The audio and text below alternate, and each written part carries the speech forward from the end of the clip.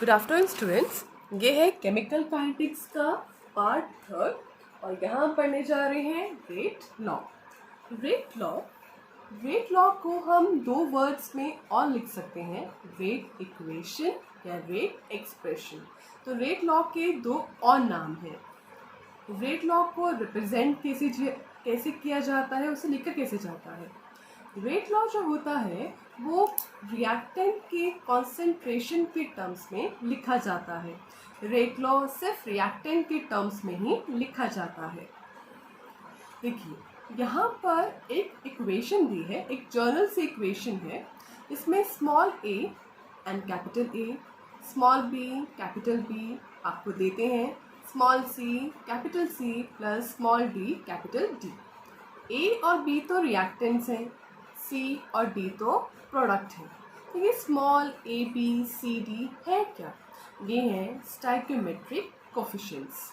देखिए आप जब भी इक्वेशंस लिखते हैं तो आप इस तरीके से लिखते हैं। इस इक्वेशन को आप करते हो बैलेंस, तो बैलेंस करने के बाद आया है यहाँ पर 2hi plus h2 plus i2। अब इक्वेशन आपने बैलेंस कर दी। ये जो आपने नंबर्स लगाए हैं यहाँ पर, इन्हें कहा जाता है स्टाइकियोमेट्रिक कोफिशिएंट्स। जो आपका रेट इक्वेशन होती है या रेट लॉ होता है या रेट एक्सप्रेशन होता है, वो इस इक्वेशन को कैसे लिखा जाता है? रेट इज प्रोपोर्शनल टू आपके रिएक्टेंट के कॉन्सेंट्रेशन। देखिए ये स्क्वायर ब्रैकेट्स मोलर कॉन्सेंट्रेशन होती है। तो molar concentration of reactant 1, molar concentration of reactant 2। इनके ऊपर पावर है x एंड y। ये जो पावर्स हैं, ये पावर्स या तो स्टाइकियोमेट्रिक कोफिशिएंट के इक्वल होंगी या इक्वल नहीं होंगी। एक्चुअली ये जो पावर्स होती हैं वो एक्सपेरिमेंट करके ही पता लगाई जाती हैं, यानी एक्सपेरिमेंट किया जाता है और तभी हमें इन पावर्स के बारे में पता लगता है। अब इस इक्वेशन देखिए, इस रेट में प्रोपोर्शनल का साइन है तो हम इसको चेंज करेंगे इक्वल में, और जब ये इक्वल में चेंज होगा तो यहाँ लिखा जाएगा कांस्टेंट, और ये कांस्टेंट है k से रिप्रेजेंट किया जा रहा है। k रेट इक्वल टू आपका कांस्टेंट, रिएक्टेंट जिस पे पावर x, रिएक्टेंट जिस पे पावर है y।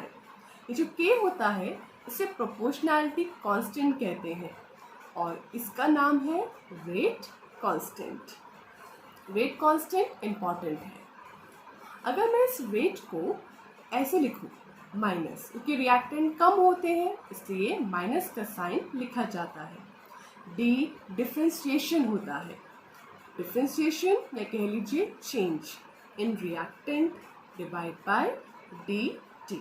तो अगर मैं रेट को ऐसे लिखूं और इसको वैसा का वैसा लिखूं तो ये इक्वेशन कहलाती है डिफरेंशियल रेट इक्वेशन, क्योंकि मैं यहाँ पर d से रिप्रेजेंट कर रही हूँ और d मैथ्स में डिफरेंशिएशन के नाम से जाना जाता है। ये अगर आप रेट इक्वेशन को वर्ड्स में एक्सप्लेन करना चाहते हो तो ये वर्ड्स है। रेट लॉ क्या है? अगर आप रेट को कॉन्सेंट्रेशन ऑफ रिएक्टेंट के टर्म्स में लिखते हैं और उन रिएक्टेंट के ऊपर होती हैं पावर्स, जो पावर्स स्टाइकियोमेट्रिक कोफिशिएंट के इक्वल हो सकती है या इक्वल नहीं हो सकती। अब मैं इस सारी चीज़ों को दो एग्जाम्पल से क्लियर करती हूँ। पहला एग्जाम्पल है जिसमें आपकी जो पावर्स है वो स्टाइकियोमेट्रिक कोफिशिएंट्स के इक्वल है, और दूसरी आपका एग्जाम्पल वो है जिसमें जो आपकी जो पावर्स है वो स्टाइकियोमेट्रिक कोफिशिएंट के इक्वल नहीं है। पहला equation 2NO plus O2 gives you 2NO2।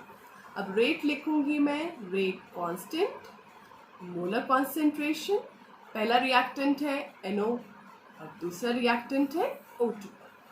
Equation को बैलेंस करने के बाद मुझे यहाँ मिला 2 जो मेरी बन गया पावर, और यहाँ मिला 1 जो बन गया पावर।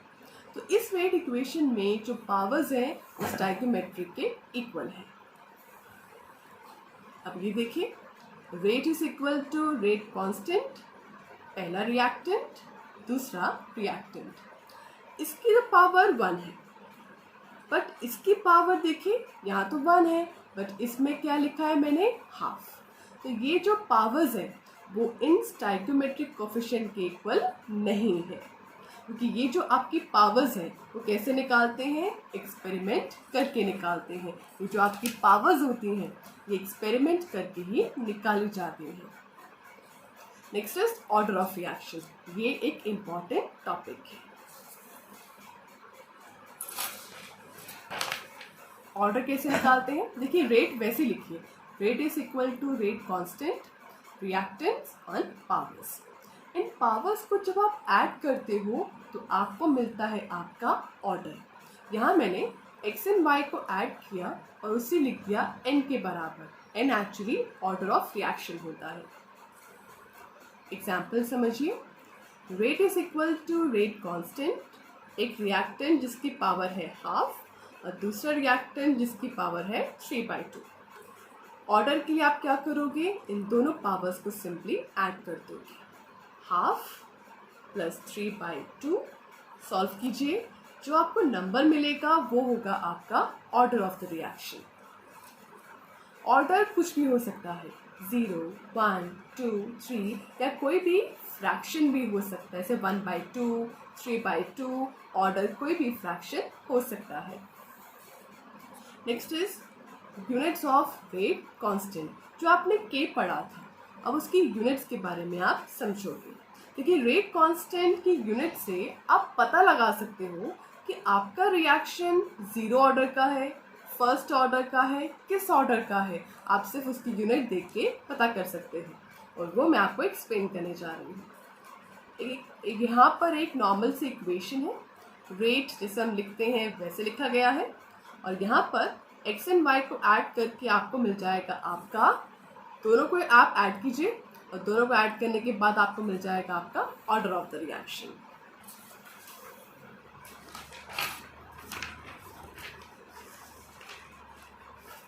अब देखिए रेट कांस्टेंट, एक मिनट, देखिए रेट क्या होता है, रेट कांस्टेंट, और ये है आप लोग की ax एंड py जो नॉर्मल इक्वेशन है। मैं इसको यहाँ रख रही हूँ और इसको ले जा रही हूँ नीचे। तो रेट क्या होता है, कॉन्सेंट्रेशन बाय टाइम, और ये होता है आपका कॉन्सेंट्रेशन। दोनों पावर्स को ऐड कर दीजिए तो आपके पास आ जाएगा n। मैं इस चीज़ को इस तरह से रिप्रेजेंट कर रही हूँ।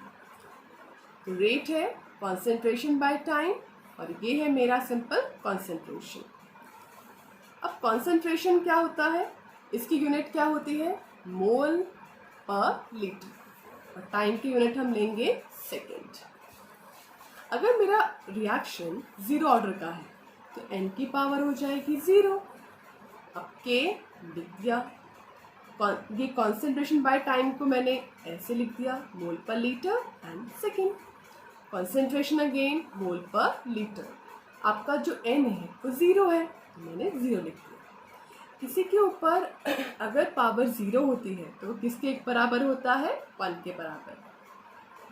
लीटर, तो ये पूरा हो गया 1, लीटर को ऊपर ले जाइए -1, सेकेंड को ऊपर ले जाइए -1, तो ये आ गई आपकी 0 ऑर्डर की रेट कांस्टेंट की यूनिट।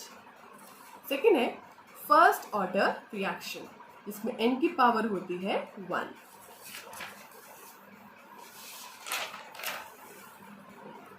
तो यहाँ पर भी mole litre inverse second inverse, इसमें कोई चेंज नहीं आएगा।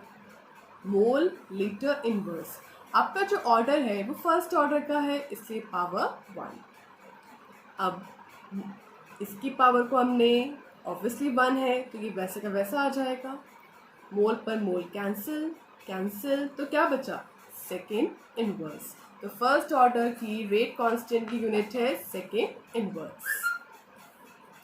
अगर आपका n2 है यानी सेकेंड ऑर्डर रिएक्शन है तो आप कैसे निकालोगे, ये देखो वैसे की वैसी, नीचे क्या आ जाएगा, पावर 2। सॉल्व करोगे आप तो आपको मिलेगा mole inverse litre normal power 1 और सेकेंड इनवर्स। तो ये हो गई सेकेंड ऑर्डर की रिएक्शन, सेकेंड ऑर्डर का रेट कांस्टेंट की यूनिट हो गई। देखिए एग्ज़ाम्स में क्या होता है, बोर्ड एग्ज़ाम्स में क्या आता है, आपको एक इक्वेशन दे दिया है, मैंने कहा है कि रेट कांस्टेंट की कुछ इस तरह की वैल्यू है, बताइए ऑर्डर क्या है। बोर्ड एग्ज़ाम में इस तरह के क्वेश्चन आ सकते हैं, तो ऑर्डर आपको निकालना है। अब देखिए मैंने कहा था यूनिट से पता कर सकते हो कि ये किस तरह के ऑर्डर का रिएक्शन है, तो सेकेंड इनवर्स। आप सेकेंड इनवर्स देख रहे हो, और सेकेंड इनवर्स किसकी यूनिट थी, फर्स्ट ऑर्डर की। तो मैंने बस सेकेंड इनवर्स देखा और ऑर्डर मुझे पता लग गया क्या है, 1। तो ये सिर्फ यूनिट को देखकर आप ऑर्डर ऑफ रिएक्शन पता कर सकते हो। नेक्स्ट टॉपिक है एलिमेंट्री रिएक्शन। जो रिएक्शन एक ही स्टेप में हो जाते हैं उन्हें एलिमेंट्री रिएक्शन कहा जाता है। जैसे कि ये देखिए, ये रिएक्शन एक ही स्टेप में कंप्लीट हो गया तो इसे कहा जाएगा एलिमेंट्री रिएक्शन। और दूसरा होता है कॉम्प्लेक्स रिएक्शन। कॉम्प्लेक्स रिएक्शन एक ही स्टेप में नहीं होते, वो बहुत सारे स्टेप्स में कंप्लीट होते हैं। जैसे कि ये देखिए, ये मेन रिएक्शन है, बट ये रिएक्शन एक स्टेप में नहीं होता, ये बहुत सारे स्टेप्स में होता है। मैं लिख रही हूँ उसका मैकेनिज्म। NO2 से कंबाइन किया और बनाया NO प्लस NO3। ये NO2 NO3 CO से कंबाइन करेगा और बनाएगा CO2 NO2। इन्हें कंबाइन कर दीजिए। जो ये NO3 यहाँ रिएक्टेंट में है तो दूसरे में प्रोडक्ट में है, तो ये कैंसिल हो सकते हैं। उस तरह से NO2 भी कैंसिल हो सकते हैं। तो बचे क्या, NO2 CO arrow CO2 plus NO। तो आपका जो ये मेन रिएक्शन है वो एक स्टेप में नहीं हो रहा, वो काफ़ी सारे स्टेप्स में हो रहा है, तो इसे कहा जाएगा कॉम्प्लेक्स रिएक्शन। लास्ट और इम्पॉर्टेंट, ये जो स्लो स्टेप होता है उसी से हम पता करते हैं कि रिएक्शन का रेट है क्या। अब देखिए 2 स्टेप्स हैं, अब हम हर एक के लिए तो अलग अलग रेट नहीं लिखेंगे, तो हम क्या करते हैं कि अपने स्लो स्टेप को ढूंढ लेते हैं, और जो स्लो स्टेप होता है वही आपको आपके रिएक्शन का रेट बता देता है। Thank you. आज का टॉपिक इतना ही है। आपको कोई भी अगर डाउट्स हैं तो आप कमेंट सेक्शन पे कमेंट कर सकते हैं। इस वीडियो को लाइक कीजिए और सब्सक्राइब कीजिए। Thank you.